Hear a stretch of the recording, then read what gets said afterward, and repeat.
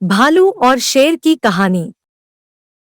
एक शहर में एक चिड़ियाघर था। उस चिड़ियाघर में एक भालू एक शेर रहते थे।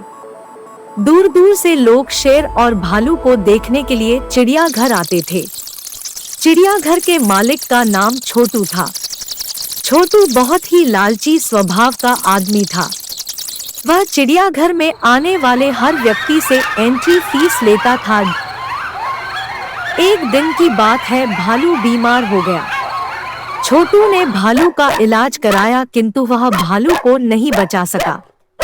अब छोटू बहुत परेशान था क्योंकि भालू के मर जाने के कारण चिड़ियाघर में आने वाले लोगों की संख्या में तेजी से कमी आ रही थी। छोटू ने सोचा कि अगर ऐसा ही चलता रहा तो एक दिन उसका चिड़ियाघर ही बंद हो जाएगा। छोटू ने आसपास के क्षेत्र में दूसरे भालू की तलाश की किंतु चिड़ियाघर के लिए उसे कहीं कोई भालू नहीं मिला। छोटू दिनों-दिन और अधिक परेशान होने लगा। एक दिन छोटू के दिमाग में एक तरकीब सूझी। छोटू रमेश नाम के व्यक्ति के पास गया और उससे बोला, रमेश, क्या तुम भालू बनोगे?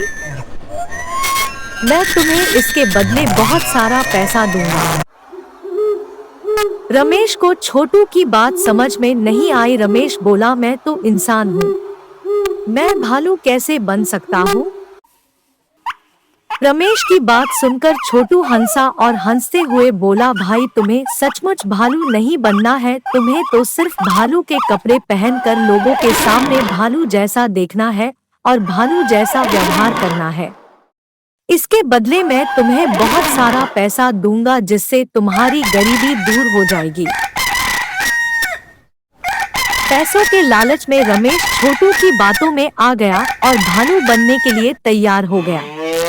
अब रमेश प्रतिदिन भालू के कपड़े पहनकर लोगों का मनोरंजन करता था और लोगों को यह लगता था कि यह असली भालू है और चिड़ियाघर के इस भालू की ख्याति दूर दूर तक फैल गई और चिड़ियाघर आने वाले लोगों में तेजी से इजाफा होने लगा।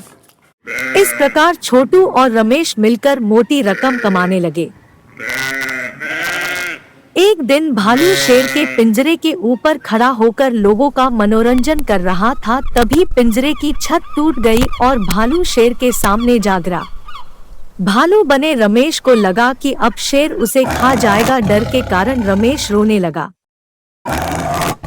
भालू बना रमेश जब रो रहा था तो उसके रोने की आवाज बिल्कुल इंसानों जैसी थी। तभी शेर भालू के पास आया और उसके कान में बोला, रमेश, तुम इस तरह रोओगे तो लोगों को समझ में आ जाएगा कि तुम भालू नहीं इंसान। शेर को इंसानों की तरह बात करते देख रमेश को बड़ा आश्चर्य हुआ किंतु थोड़ी ही देर में रमेश समझ गया कि जिस तरह वह नकली भालू बना है उसी तरह यह शेर भी नकली है।